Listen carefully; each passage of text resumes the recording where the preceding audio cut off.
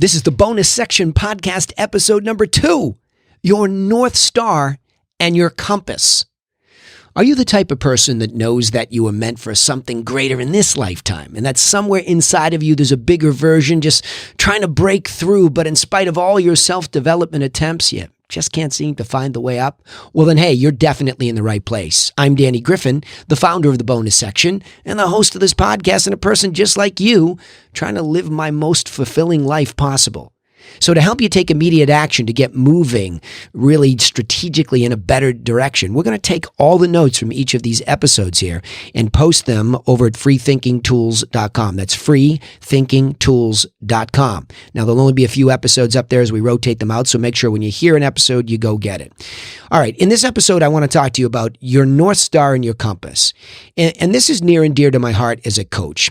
For thousands of hours and many tipping points, I have had the privilege to serve real estate agents in helping them build a small business. When I left corporate America, I sort of stumbled into real estate because it was interesting to me. Number one, I liked the product. I was interested in housing. But number two, and more importantly, I was interested in helping people. And I wanted to help people directly. I didn't want to do it in a corporate setting where somewhere behind their money was buried the teacher of, an owner of a fraction of a pension fund. I wanted to go straight into the home of somebody who needed my help. And the appeal of residential real estate had that for me. So as I began to understand it more and more, I got into the teaching end of it thanks to my mentor who gave me that opportunity, and I just fell in love with guiding people. Well, when you spend that many thousands of hours, which I still do to this day, with people, you understand that it's us. We transcend the thing, meaning real estate is no different from a mortgage agent, no different from my 5 kids. Where I get to experiment knowing what I know now and giving them all these permissions to set their goal. So let me talk about this in a clear, guided way. The first point I want to talk about is that goal. Clarifying that North Star. Now, what do I mean by this? I mean something heavier to you. I mean something deeper. I mean that we were all born to be something. And you know it. You know it because when you're alone, and nobody knows what you're thinking individually, there's that thing that even if it feels overwhelming to you, it feels unrealistic to you, it doesn't matter. It is the pre-programmed goal. It's the thing that you want. Now, I know that this might not be really clear for a lot of us, because for me, I was so entrepreneurial and so confused. There was no Googling anything when I was struggling with this as a young guy who had graduated college. And this is why I want to share it with you and I share it with my kids. I start off by asking the question to help you find your goal. If you could do one thing and only one thing the rest of your life, what would it be? Now, I asked my kids that since, honestly, they were, I think, in the first grade, maybe even sooner. When I thought I was having a two-way conversation with my kids, I started asking this because it was my way of trying to give them self-permission. I didn't need to give them permission. They needed to give themselves permission to dream about this goal. And I know what we're doing. We're institutionalizing people and saying, oh, no, you don't want to do that. You can't make a good living. I don't care whether this goal starts off as a passion project or not, meaning you're not making any money at it. You don't see clearly how you make a living at it. I don't care about that for the moment. What I say instead is just giving yourself permission to think about it and set it up there in the sky, your North Star that says, if I could do only one thing the rest of my life, that's what it would be. Now, you might start off with a fistful of things up there, but the more that you edit out, you'll see that there's one that you're probably a little bit afraid of because it seems so exciting to think that that could be the thing that you spend your life doing, but it scares the heck out of you. It's massive. And I'll tell you about my kids in a second and how that scares them. But it also scares small business people. I mean, just to the idea of an entrepreneur being able to own their own business that could serve their life in a predictable, sustainable way, and that they could be their own boss and have that incredible creative freedom, and that could all work out, that scares them too. So in other words, we're all afraid of our North Star. We're just scared of it. And again, I know there's a lot of teaching out there about start with why. Sure, I get that. But what? What is it that you want? What is it that you want to do? And again, if you could wake up every day and do that thing, just throw it up there. Don't worry about how yet. How will come, and we'll talk about that. So if you set it up there, now let me give me a couple examples of my kids. Stephanie's the oldest one, and she could, from the time she was a little kid, run a business. I mean, we had this thing down in the basement called Tiny Town, and all the kids were coming around, and there was a business going on in my basement, and everybody had a role in the town, so we knew she was a leader. So she went on to study at the Fashion Institute of Technology, where she, thrived around business, but she was in the Big Apple in New York City, where business was happening. And then she fell in love and grew up on social media. To this day, she now runs for Vox Media. Get over to Curbed Magazine, and you can see her body of work there. She runs the Instagram profile for them. How good does that get? You get to wake up every day and make a living on social media, which is what you grew up on, and you're in business, and you're in a place where tiny town became big town. Pretty cool, huh? Next one, Jenny. Now, this kid could cry crocodile tears on cue when she was a little kid, right? We knew she was an actress. Well, she's out in L.A. hustling it now. Is that a scary goal? Sure, a lot of people say, you can't make it doing that. I'll tell you, more people drop like flies because once they set the goal, then they don't take it seriously and they give up so easily. They're not resourceful. So for an actress, for example, what if it is a passion project for many years? They take the play for little money.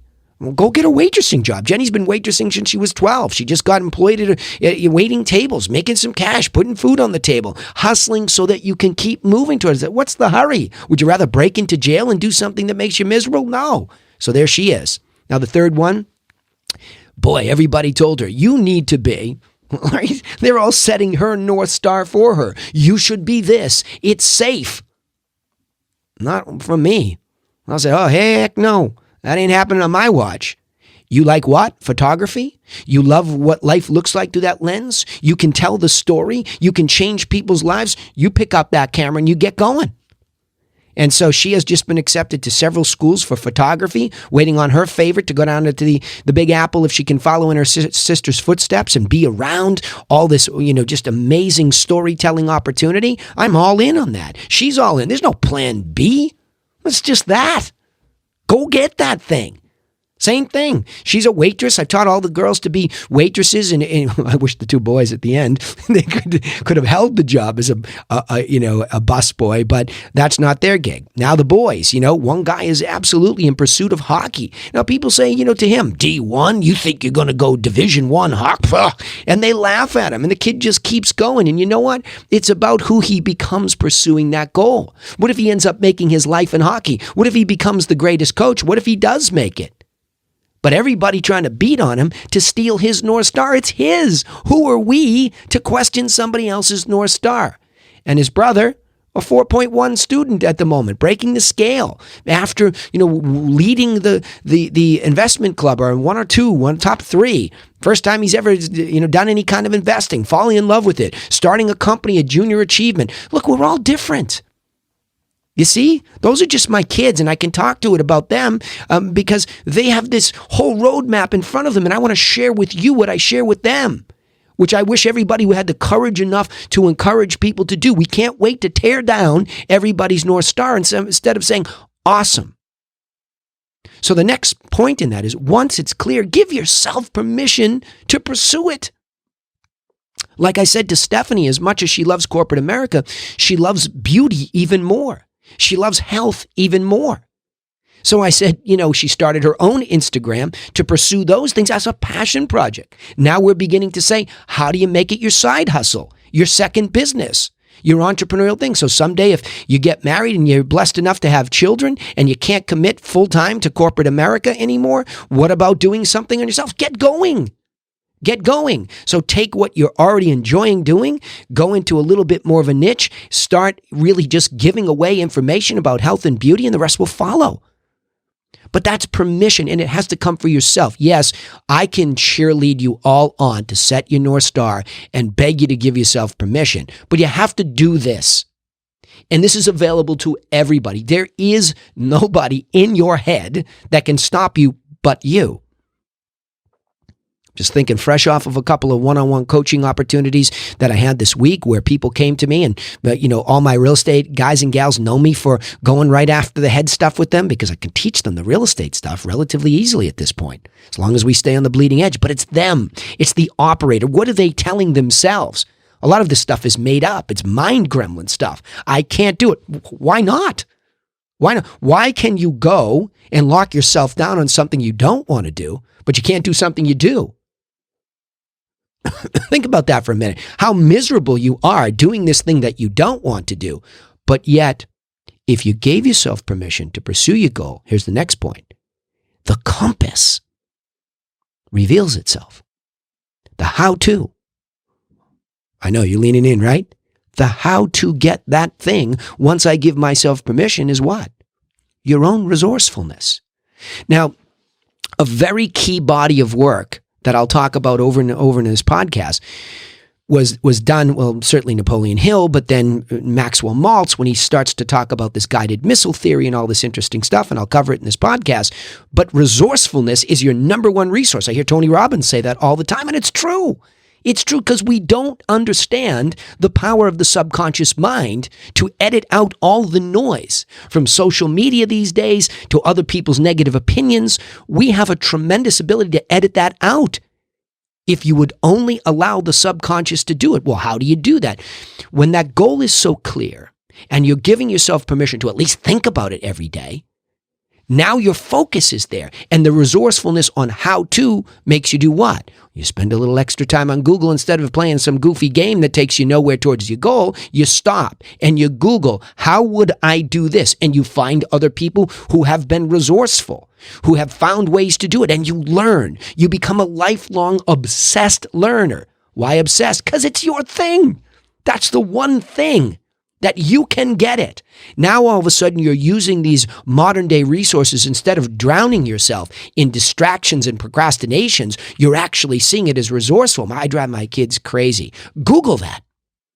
Like they'll tell you, if they get locked in the car with me and they start talking to me, they finally surrender, Dad, I don't want to anymore. Keep going with that resourcefulness. Find your answers. And again, if you're really programmed to seeing what actually works, you'll know the truth versus the nonsense that you'll find online. You'll find, you know what the truth sounds like versus a lie, right? All that hyperbole. Hyperbole. I'll get that right. Oh, I did this in a half an hour and you can get rich in 30. Plus, who wants to do that? You want to embrace the struggle. You want to be in the grind. It's who you become. That's the texture of life. If everything is so dang easy, trust me, you'd be bored, fat and lazy, sitting at a pool, eating fatty foods. No good, man. Come on, try to be the best version of yourself by being this resourceful person and living the best that you can, okay? Now, a key point here, to overcome the lows, because they come. I hear from all my kids in the bad days, not just the good days. And I see that struggle. And they say, oh, I don't know if I can, right? You hear that voice. And we hear it in all of our heads, right? The key is to go into that theater of the mind and practicing as if you're already there. What's it like to be that person who has achieved that? Look, a lot of us have similar goals. It's not like they're wildly unique. I'm not saying that there aren't some incredible entrepreneurs out there that have come up with unique ways to put things together, but most of the stuff is regurgitated, rebirthed, and evolved. So we all have similarities. So you are going to find people that have done what you want to do. You're going to find them. And you're going to be able to act as if that's you. Want to become a professional hockey player? Keep watching. Marty has somebody that he watches all the time. Willie Nylander. That's all I hear about. Willie Nylander. He's acting as if he plays like Willie. And before you know it, he starts to take on some of those attributes. He starts to behave like that. And maybe he gets better. That's dreaming. Look, if you have kids and you're not allowing them to dream like that towards their goals, shame on you. Get out of the way. It's not too late for you. If you're listening to this, you're hearing this, and you're alive and you can breathe, I don't care how old you are. Keep dreaming towards that and acting as if you're there. Don't say I don't have enough time. Don't say I'm too old, I'm too young, I don't have the right background. That's all nonsense. Just act as if you are already there. And that will begin to help you model people. So let me go back and cover this, okay? In this episode, the North Star and your compass on how to get there starts with, number one, just clarify it. I know there might be a fistful of things you love, but there's one thing you love. Set that as your North Star. See how it goes.